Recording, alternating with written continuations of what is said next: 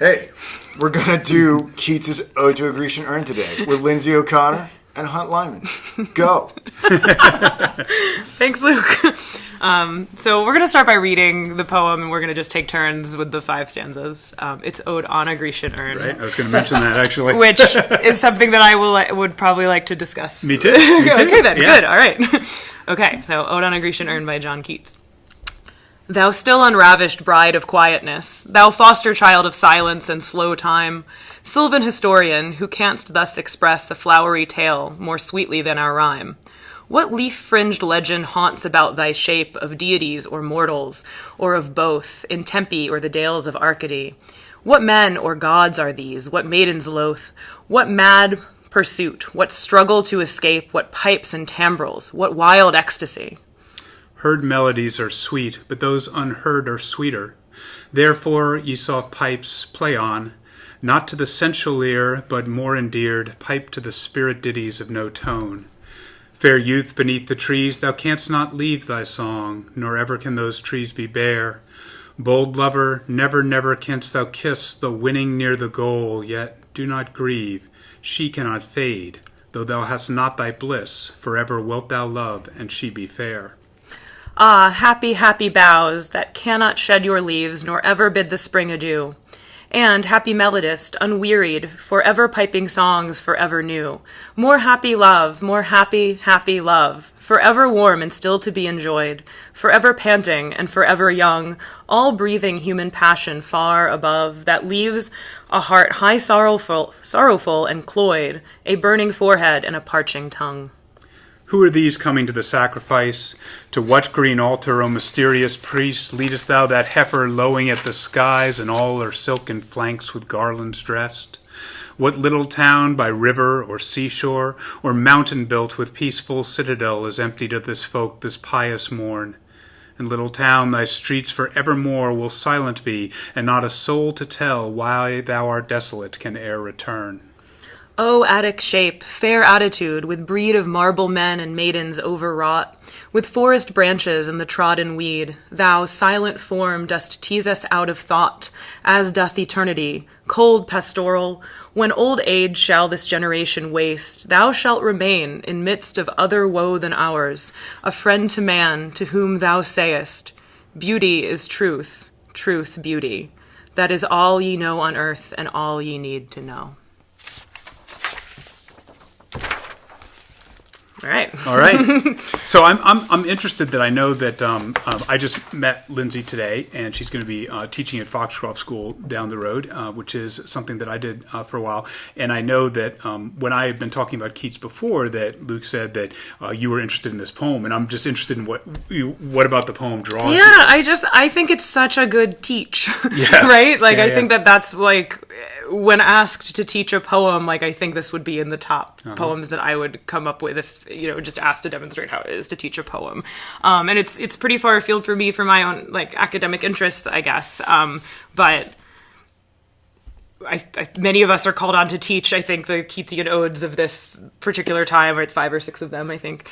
And there's just so much there. And I think I teach my students a lot about poetry is often about poetry, and so this is certainly one of these poems that's like reflecting on how art works and on maybe the limits of different forms of art, I guess, of language, of poetry, and then in this case of visual art, and it gets at just so many, I guess, maybe not universal themes, but certainly themes that come up in so much literature, right? We have this like reflection on language and its limits, and then also this interest in time and in progress, or in stopping it, and then this like wanting to, being attracted to being able to keep something still in a moment, right? Without it sort of going on, and that it also remains so open, like those last lines, right? Like remains so open to interpretation. So it's like a good model of like, we're not going to exhaustively cover like what this poem means and what it's all about. That we're going to, like, I think, give some ways into it and raise some questions, show some questions that it raises, I guess. Yeah. Yeah, so, those last two lines, which I think are, arguably, obviously, but arguably the most famous and written about lines, certainly among in English. And I was reading one commentator on it said, beauty ain't truth and truth ain't beauty. You need to know a hell of a lot more than that. But there is a sense that there's something that is easy to understand about what he's saying there, but it doesn't actually seem to be true at all. And it seems that it is in such contrast to so much of the rest of this poem. Like the first 2 or 3 lines, I find almost entirely incomprehensible. I mean, I can talk about them for quite a while, but I feel like I'm not really sure where he's going with it. And I think a lot of this poem is about sort of, the opaqueness of trying to make sense of a work of art. And of course, the poem is a work of art too. Right. And then those last lines are, so clear, but not something you can immediately accept. It's just an interesting... That's interesting, that they're like semantically clear, I guess, right? But like not, right, like what they leave open so many different possibilities for like what we're actually supposed to get from them. Well, I guess then, I always start with ekphrasis and defining what that is, I guess, which is the representation. I guess there's maybe 2 different definitions of ekphrasis that I can think of, right? One is the like representation of something visual in language, right? And then I've heard another one that's just one form of art represented in another form of art, right? Yeah, so that would be, like, this would be one instance, but like the most famous, I think, or most common instance of kind of ekphrasis, right, is like representing some kind of visual work of art in language. And so this poem is an ekphrasis of the urn. It's like, it explains, describes a lot of what's depicted on it. And I guess I always like to ask, like, why is this poem so interested in the urn? It seems to be like, it seems to think that the urn is doing something better than the poem is doing, maybe. Like there's like a real admiration for the visual here. But maybe before that, I don't know if we want to actually just talk about like what's on the urn. Well, part of this, I guess that I would even, back up a little more to talk about that. This to me is very much a part of a story that takes place. And what I see the story as really being, though I'm cheating by making it the story I want it to be, is a line sort of from Nightingale to Urn to Autumn. Oh, sure. And, right. Yeah. We are kind of, coming into like some of the poetry you've already done for Noetic. Well, and just the sense of, okay, so in Nightingale, he's talking about sort of the, nature's artist, the bird as poet, right? The bird as creator of music.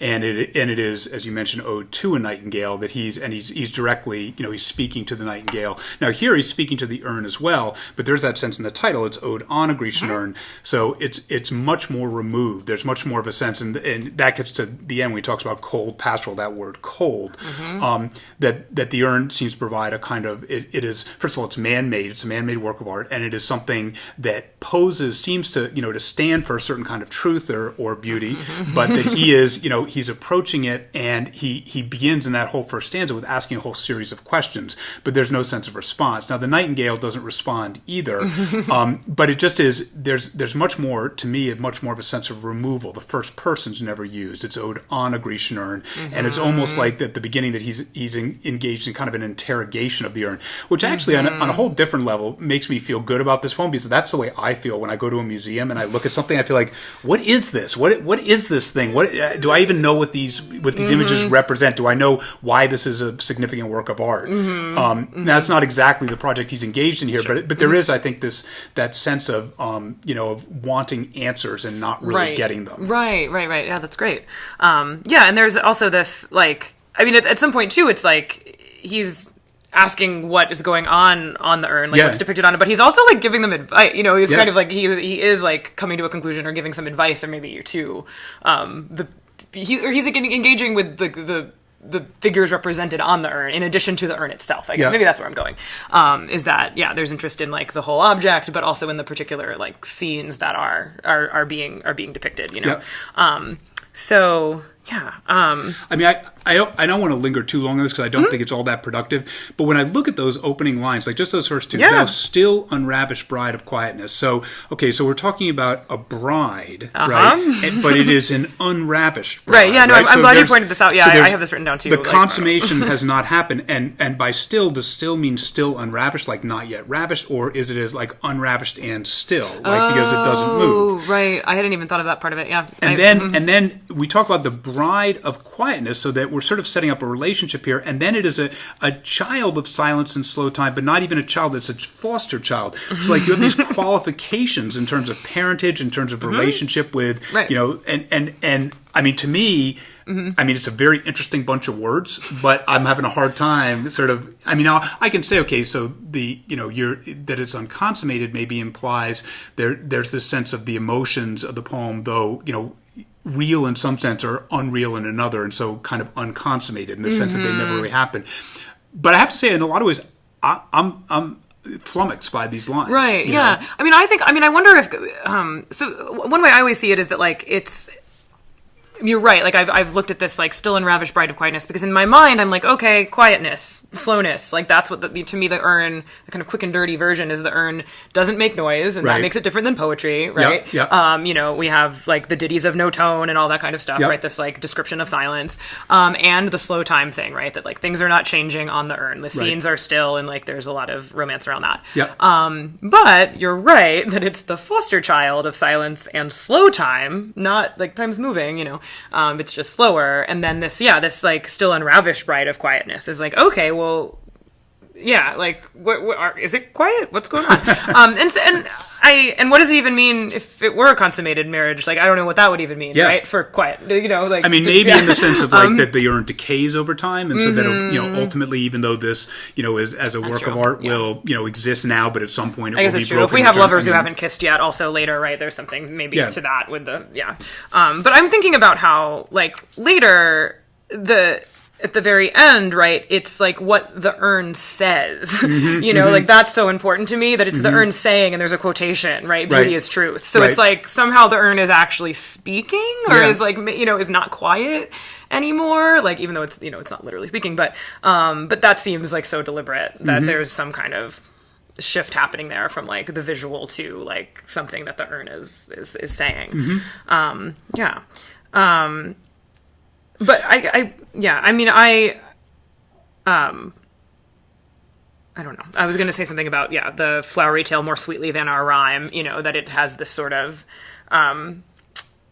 it's, if we go to the third and fourth lines, it's setting up the possibility that this urn is able somehow to convey something, right? That our rhyme, our rhyme could be this poem, our rhyme could be romantic poetry, it could be, I don't know, language in general, that there's something that this urn is able to do that this poem and other linguistic production is not able to do, right? Right. And that is, at least for the first stanza, and I think beyond, right, like one of the main concerns here. Right, and then at the end of the first stanza, you know, this sense of, and maybe I don't know if you read it the same way, but the way I read it is I do read it as, you know, we have a series of questions, well, 1, 2, 3, 4, 5, like 7 questions that build up to this what wild ecstasy at the end. You know, which is a very short, a 3-word question with some really, I mean, wild ecstasy is a pretty, pretty action-packed words, right? And the sense of, I mean, this to me does seem almost like an interrogation in the sense of, okay, you know, tell me what you mean, you know, what do these things represent, and obviously not receiving answers. Right. Oh, that's interesting. That's helpful. I guess is thinking like, I've always focused so much on how, like, the urn is able to do something that language can't do, yet all these unanswered questions of the urn. Like, the urn is not answering these questions, right? And maybe there's something to that, right? That it's, like, it's open for interpretation, or it doesn't, it leaves us to sort of imagine what wild ecstasy, and to, like, hear our own pipes and timbrels, or something like that. Right. Because, I mean, heard melodies are sweet, but those unheard are sweeter, right? Like, that's, I mean, probably my favorite line.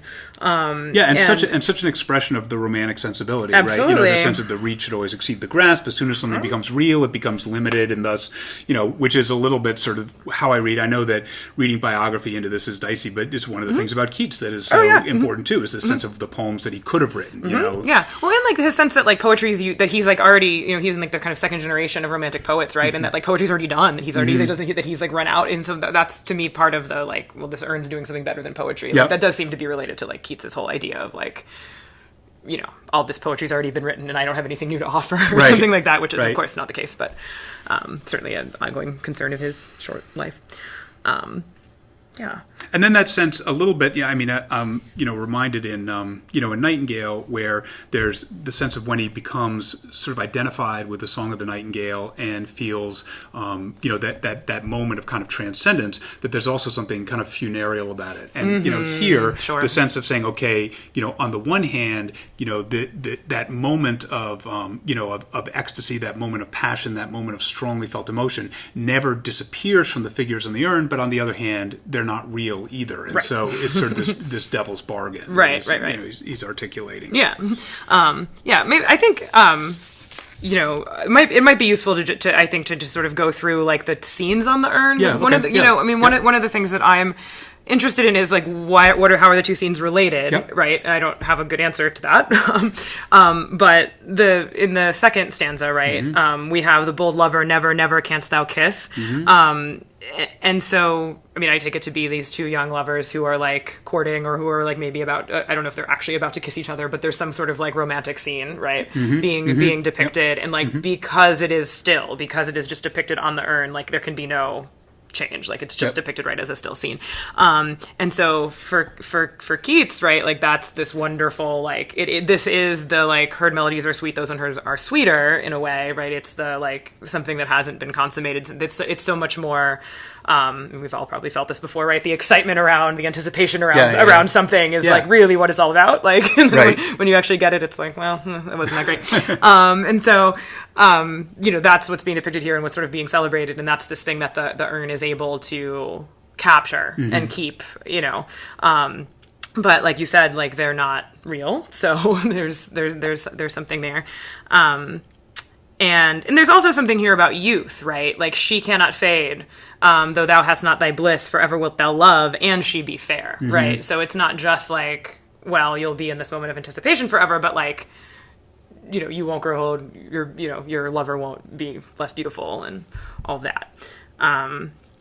Which is actually a little bit like the theme there's in so many of the Shakespeare sonnets, right, where we're talking about, well, you ultimately will fade, but you won't, because you're captured in these lines of poetry. Right. And here it's a very different thing, talking about it on the urn, but it's still the same idea. Right. So in terms of the what the figures on the urn, so you have these lovers, you have a tree, right, that has leaves that are not going to be shed. You have a melodist who's piping songs, right.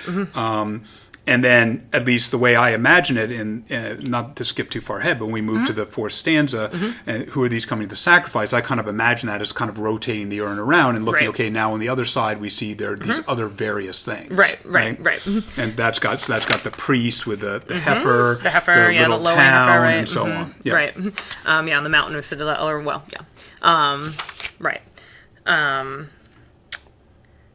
Yeah. So, do you find? I mean, we okay. Moving on third stanza. Yeah, absolutely. So, like this word "happy" here, okay? Yeah, right. So happy bows, right? And happy melodist, more happy love, more happy love. Yeah. I mean, here is a guy. I do not see Keats as being sloppy with language here, and I think everybody sort of has to deal with this. What is with this repetition of this word? Is this is he protesting too much? Is it this sense of like he's trying to say, is he trying to accept the emotion that's on and find himself? He uses the word cloyed, and I know cloyd's a big word, like eating too much chocolate, and there's this sense. I mean, it is kind of a little cloying to me here, this use of the word happiness. Oh no, I like it was when we decided who was going to read what. I was like, I get to read the last stanza, but I got to read the third one. And like I was thinking about that, because this, like, I don't really know what to do with happy love, like in the Keats poem. And like, I mean, I wrote down excess and surfeit, that there's something like clearly deliberate about this. It's not just like, this like slip into like what we think of as the worst, like small R romantic poetry or something like that. I mean, it almost seems like he's like, there's this sense here where he's trying to make, that ultimately he knows that the emotion is not really human emotion, because it's a work of art. It's not a human being. It's not a living human being. Right. And he's trying, I mean, I think it's very deliberate, but he's trying to force his persona into a position of trying to believe it by repeating it over and over again, and ultimately realizes, the emptiness that comes out with it. I see. One of the questions I also often ask is like, I mean, what can the urn do that the poem can't do? But like this might get at what the poem can do that the urn can't do, right? Yeah. Like that. There's something like we do need. I mean, to me, it's like we do need time to progress. We do need narrative in some way, like in order to make sense of emotion. I think, right? And that like the still scene like can't. It's limited in some way, right? Like it's not able to capture obviously like the complexities of human experience. And so I mean if we get to talk about Autumn, I feel like that's like something that can kind of, come up, that like he is interested in like time moving on and not, keeping everything. Yeah, I mean, I think that in both of these poems, in Nightingale and Urn, there's this sense of, on the one hand, these things are permanent, they never fade, they never, get any less. But just by not having things like consciousness, by not having death be ultimately the certainty that lies at the end of the road, that, or even the little death of an emotion fading and going away, that ultimately that empties out, the value of it in this artistic representation. I mean, I'm struck by when he turns to, in my imagination, when he turns the urn around and starts talking about the little town, that the images empty out, and that last scene is increasingly about, it's empty to this folk, this pious morn, it is deserted, there's a sense of sacrifice, of death of the heifer, that there's, and, the little town, thy streets forevermore will silent be. So, I don't know if I can really draw a compelling parallel to saying that the thematic message that ultimately works of art are not living, breathing creations the way human beings are. If I can connect that with the images of emptying that come in that stanza, but it's there does seem to be something going on. Question going on there, yeah, right. And like there's also this like in that fourth stanza. So this is this depiction of some kind of sacrifice, right? That it's mourning the silence, right? Like earlier in the poem, right? It's like there's this good thing about silence. It seems like silence allows for the like, stillness of time or the expression of something that like poetry can't do, right? But here there's this turn to me, right? A little town, thy streets forevermore will silent be, and not a soul to tell why thou art desolate can e'er return. So this like. Yeah, and I don't quite know how that is connected specifically to the question of sacrifice. Maybe I don't know if it is or it isn't. But there's this like, I mean the urn remains silent, but there's like something here about this scene that is lacking or is it's empty. It's whereas like the lovers are full of possibility, right, and full of promise and full of like something's about to happen and this is really exciting. But here this is like after something, I guess, right? And so it's and then we come to the last. Yeah. So and this last stanza too, because one of the things that's interesting to me about teaching this poem, the beginning to me is so off-putting. I mean, if you get stuck in those first two lines, you'll never go beyond. Yeah. But then if you do sort of what we've been doing is sort of identifying, okay, what are the things that are here, it does become almost a narrative. You can say, okay, here's something he's talking about, now he's referring to this image here, now he's depicting a different scene, and then you get to this, Noetic shape, fair attitude with breed of marble men and maidens overwrought. I mean, again, we're into this much more kind of dense language. Overwrought can, talk about, the creation of these figures. Are they overwrought in the sense of like, being too made, or are they overwrought as far as being emotionally overwhelmed, right? Right. So what do you do with that? What do you do with the line, thou silent form dost tease us out of thought? What does that mean? Right, yeah. I mean, that's our chance to talk about like Keats's letters and stuff, right? I feel like that's our chance to talk about negative capability, right? Is that it seems to be like that's what, I mean, he has. I mean, I don't know if you might be better at explaining negative capability, I guess. Well, I can do it. Yeah, okay, so negative capability was the capacity to remember, to remain in, what is it? Uncertainties, doubts, without any irritable reaching after fact and reason. That seems pretty good. That seems really good. Yeah, I wasn't gonna get all the things in between the commas, but right. And so I don't know. To me, that's like a little bit of what's going on here. That like maybe this urn has the possibility of, I don't know, like, and that seems to always be this like romantic interest, is like getting outside of logic, I guess. Getting in this case it's out of thought, but like going to, and this is like the sublime fits in here in some way too, I think, right? But getting to some state that isn't putting things in categories or like making sense of things or making a narrative, I guess. And that maybe, and in some ways this returns to the beginning, I guess, right? That like the form being silent, right. There's something about its silence that maybe could result in this potential state, I guess. Yeah. So do you read, like, how do you read cold pastoral? Do you read that as a rebuke? As sort of saying, that at the beginning, right. You're talking about it, its parentage and relationships, and now you're sort of saying you are cold. Yeah, thou silent form dost tease out of thought, as doth eternity cold pastoral. When old age shall this generation waste, thou shalt remain in midst of other woe. Yeah, I mean, I don't know. Like, I guess I think I connect it with, because yeah, I mean, I get how it seems like a rebuke when there's so much about emotion and about warmth, but I feel like I connect it to this idea that like this thing is going to remain, right? Because that's what's going on here, right? Is that the urn is going to remain and continue to pose these questions to future generations who are going to bring whatever questions they have to it, and like they may not, in the midst of other woe than ours, I'm taking to be like, there might be different interpretations, or there might be, and that word "woe" is interested, right? I mean, it's not another joy than ours, or other lives, right? Than ours. No, it's true, because it's not ours. Particularly a woe. It doesn't have to be woeful. Yeah. Yep. And so I guess I think I was taking it as like inert.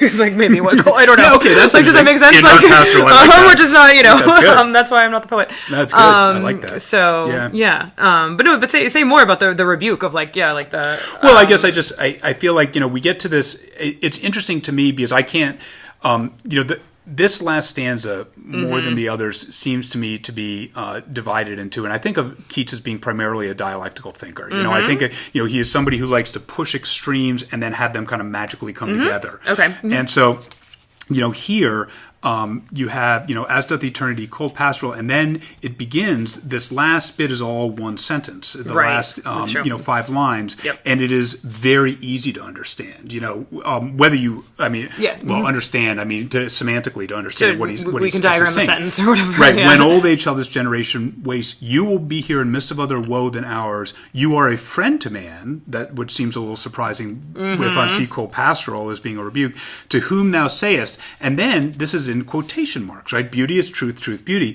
So is this the leaf fringe legend that haunts about the shape? Is this the message that you get to after asking these questions? To what extent is this true?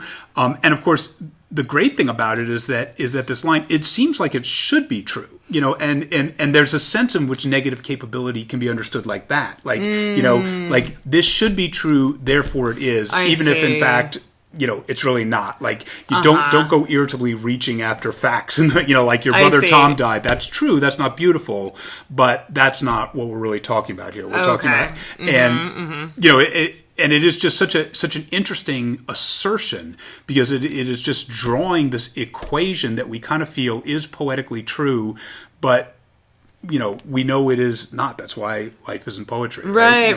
Yeah, no, I like that a lot as like the explanation of negative capability and how it fits into poetry is that this has the shape of truth, or has the shape of of truth and beauty, I suppose, right? Of being the, what's it called? What the reversals? Beauty is truth, truth, beauty. Oh, I'm terrible on the terms. I don't know it. I don't know it. You're supposed to use this to teach the term that I don't remember now. Right. It's a really long word. This has the shape and the feeling. Yeah. I guess the form, maybe in like all senses of something that is all we need to know. Yeah. That's interesting.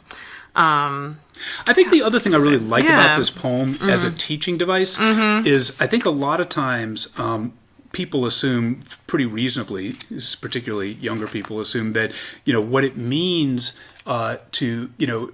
just what it means to understand a poem.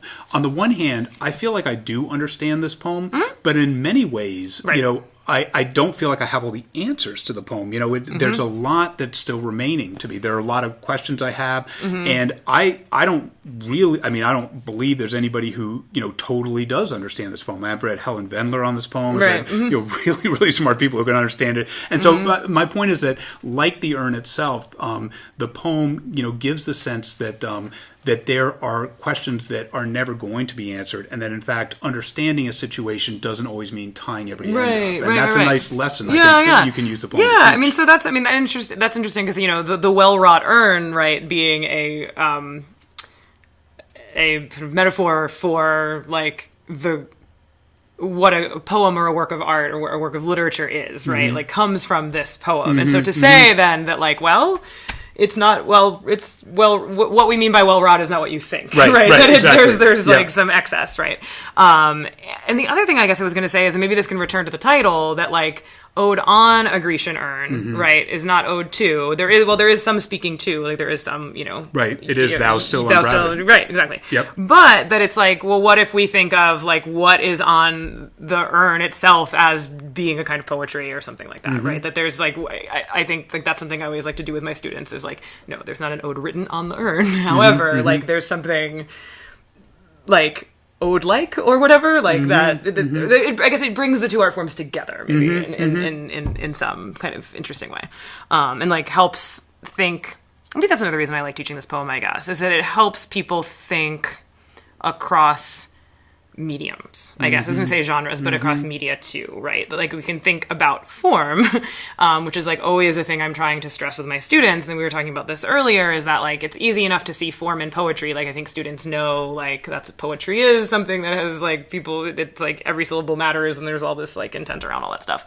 But that here we can get a sense of form in many different ways, I guess. Like that the way in which the urn as an object has form is in some way, it has a family resemblance, at least, maybe, to use a Wittgensteinian word, to how a poem has form, I guess, right? That there's like ways in which they're working with things other than language or like direct representation or something that are like communicate something. Yeah. I wrote some things down about Emily Dickinson, but we can wait. So, yeah, do we want to say something definitive about truth and beauty? It sure would be nice if you could be nice if you could wind that up for me. I know exactly. Yeah. I was hoping I could wind it down with the title, but I can't wind, I can't close anything. I mean, I guess maybe this will lead to something, later, but I mean, I do think, that one of the things that I see this poem as being is I see it as a stage on a journey that, a very young guy, 26 years old, is taking at the end of his life on asking some questions about, what lasts, what doesn't last, about the value of art. And I just think that it is remarkable that he moves from this to autumn, which is, something with philosophically is, there's essentially no philosophy behind it. It is like a song. It is it's this beautiful poem of a series of images, and it's a requiem that just sort of disappears like that last note that just fades at the end of a concert. And this to me is the most kind of complicated and almost, kind of agonized and frustrated. Agonized is good because it raises questions, it complicates those questions, like it's having a struggle through like some issues, and through through the progression from Nightingale to here, this is the point where he just sort of takes a sigh and says, well, I guess autumn's coming, and so may as well just appreciate whatever it's got to offer. And he takes a few months right before he writes autumn, right? Is that right? Yeah, that's right. Great. Well, thank you. I've enjoyed this. This was great, huh? Thanks, Luke.